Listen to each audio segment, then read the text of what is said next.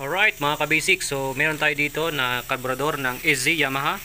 So ito yung karamihan na issue, itong ating floater valve yan. Kung mapansin niyo yung pinaka-tip niya, ito, meron na siyang ring.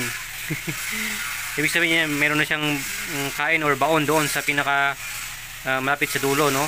So kaya hindi niya na sasarahan yung ating gas. Kasi dapat itong trabaho niya mag-open at mag-close ng gas. Pag napuno na yung basin natin, ito, pag okay na yung laman nito, dapat i-close na niya, okay? I-close na ng ating floater valve. Ito. Pero pag ito hindi na niya ma-close to dahil nga yun na mayroon ng kain doon. Pansin natin, mayroon na siyang, yun. May parang bubaon siya, no? Yun. Ito. Kasi umuupo siya dito sa ating, doon sa loob. Yan. Umupo siya dyan sa loob dyan. Kaya pag hindi niya na na-close, nag-overflow na yung ating carburetor, yun na, problema na yun kasi hindi na maayos yung pumapasok ng gas sa ating combustion chamber. Okay, kaya napakahalaga to mga kabisik. Ito yung mapalitan natin ngayon.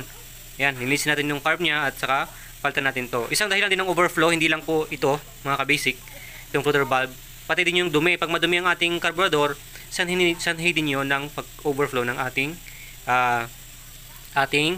makina or ating carburetor. Isa pa dyan, syempre mga kabasic, pag madumi yung gas natin, okay, pwede din mabarhan to, malagyan ng mga kuan ito. Yan. Pwede mabarhan ng mga dumi dito, okay?